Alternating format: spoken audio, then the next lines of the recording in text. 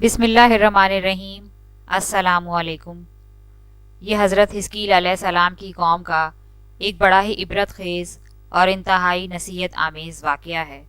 جس کو خدا نے قرآن مجید کی سورہ بقرہ میں بیان فرمایا ہے۔ حضرت حزقیل علیہ السلام حضرت موسیٰ علیہ السلام کے تیسرے خلیفہ ہیں، جو منصب نبوت پر سرفراز کیے گئے۔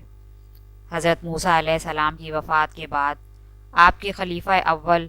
حضرت یوشع بن نون علیہ السلام ہوئے، جن کو اللہ تعالیٰ نے نبوت عطا فرمائی۔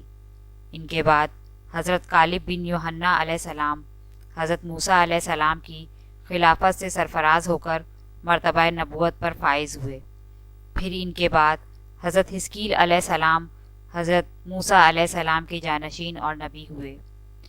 حضرت حزقیل علیہ السلام کا لقب ابن العجوز ہے اور آپ ذوالکفل بھی کہلاتے ہیں۔ ابن العجوز کہلانے کی وجہ یہ ہے کہ یہ اس وقت پیدا ہوئے تھے جبکہ ان کی والدہ ماجدہ بہت بوڑھی ہو چکی تھیں، اور آپ کا لقب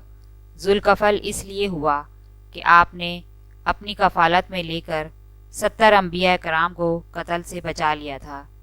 جن کے قتل پر یہودی قوم آمادہ ہو گئی تھی۔ پھر یہ خود بھی خدا کے فضل و کرم سے یہودیوں کی تلوار سے بچ گئے اور برسوں زندہ رہ کر اپنی قوم کو ہدایت فرماتے رہے۔ مردوں کے زندہ ہونے کا واقعہ یہ ہے کہ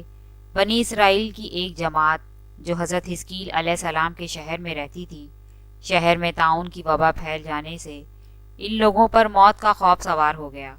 اور یہ لوگ موت کے ڈر سے سب کے سب شہر چھوڑ کر ایک جنگل میں بھاگ گئے اور وہیں رہنے لگے۔ تو اللہ تعالیٰ کو ان لوگوں کی یہ حرکت بہت زیادہ ناپسند ہوئی، چنانچہ اللہ تعالیٰ نے ایک عذاب کے فرشتے کو اس جنگل میں بھیج دیا، جس نے ایک پہاڑ کی آڑ میں چھپ کر اور چیخ مار کر بلند آواز سے یہ کہہ دیا کہ موت آوا،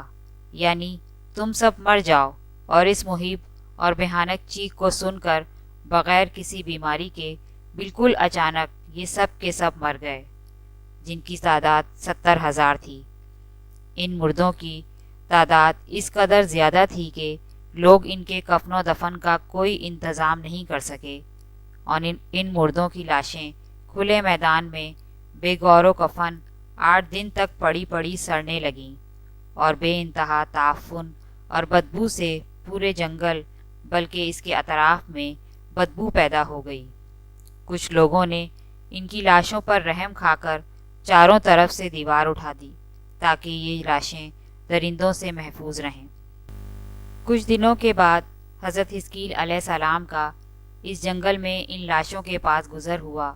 تو اپنی قوم کے 70,000 انسانوں کی اس موت ناگہانی اور بے غور و کفن لاشوں کی فراوانی دیکھ کر رنج و غم سے ان کا دل بھر گیا۔ آپ دیدہ ہو گئے اور باری تعالیٰ کے دربار میں دکھ بھرے دل سے گڑ گڑا کر دعا مانگنے لگے کہ یا اللہ، یہ میری قوم کے افراد تھے جو اپنی نادانی سے یہ غلطی کر بیٹھے کہ موت کے ڈر سے شہر چھوڑ کر جنگل میں آ گئے۔ یہ سب میرے شہر کے باشندے ہیں، ان لوگوں سے مجھے انس تھا اور یہ لوگ میرے دکھ سکھ کے شریک تھے۔ افسوس کہ میری قوم ہلاک ہو گئی اور میں بالکل اکیلا رہ گیا۔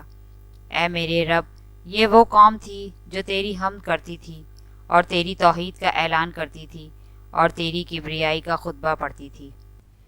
آپ بڑے سوزے دل کے ساتھ دعا میں مشغول تھے کہ اچانک آپ پر یہ وحی اتری کہ اے حزقیل، آپ ان بکھری ہوئی ہڈیوں سے فرما دیجئے کہ اے ہڈیوں، بے شک اللہ تعالیٰ تم کو فرماتا ہے کہ تم اکٹھا ہو جاؤ۔ یہ سن کر بکھری ہوئی ہڈیوں میں حرکت پیدا ہوئی اور ہر آدمی کی ہڈیاں جمع ہو کر ہڈیوں کے ڈھانچے بن گئے۔ پھر یہ وحی آئی کہ اے حزقیل، آپ فرما دیجئے کہ اے ہڈیوں، تم کو اللہ کا یہ حکم ہے کہ تم گوشت پہن لو۔ یہ کلام سنتے ہی فوراً ہڈیوں کے ڈھانچوں پر گوشت پوش چڑھ گئے۔ پھر تیسری بار وحی نازل ہوئی، اے حزقیل، اب یہ کہہ دو کہ اے مردوں،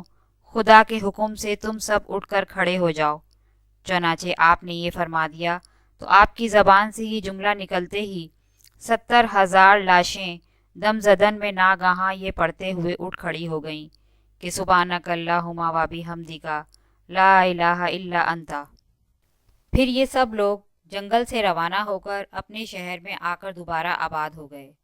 اور اپنی عمروں کی مدت بھر زندہ رہے، لیکن ان لوگوں پر اس موت کا اتنا نشان باقی رہ گیا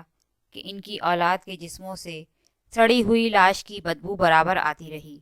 اور یہ لوگ جو کپڑا بھی پہنتے تھے وہ کفن کی صورت میں ہو جاتا تھا، اور قبر میں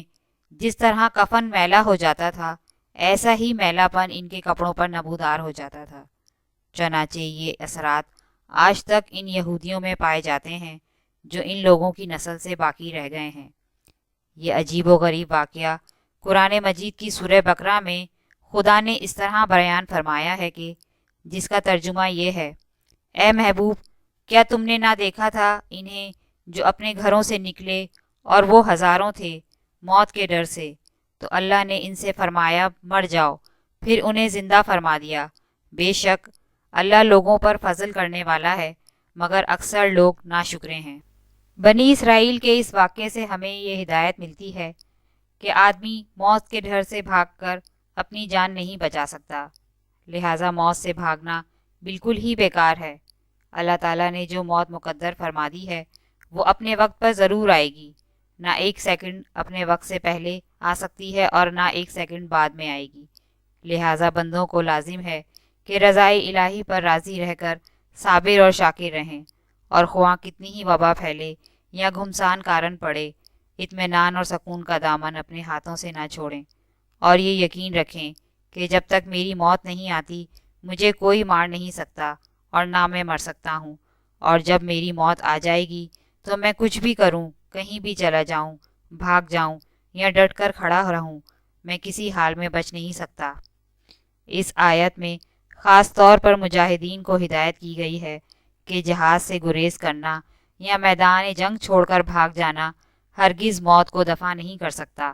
لہٰذا مجاہدین کو میدان جنگ میں دل مضبوط کر کے ڈٹے رہنا چاہیے اور یہ یقین رکھنا چاہیے کہ میں موت کے وقت سے پہلے نہیں مر سکتا، نہ کوئی مجھے مار سکتا ہے۔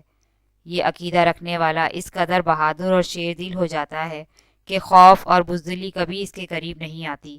اور اس کے پائے استقلال میں کبھی بال برابر بھی کوئی لغزش نہیں آ سکتی۔ اسلام کا بخشا ہوا یہی وہ مقدس عقیدہ ہے جس کی بدولت مجاہدین اسلام ہزاروں کفار کے مقابلے میں تنہا پہاڑ کی طرح جم کر جنگ کرتے ہیں۔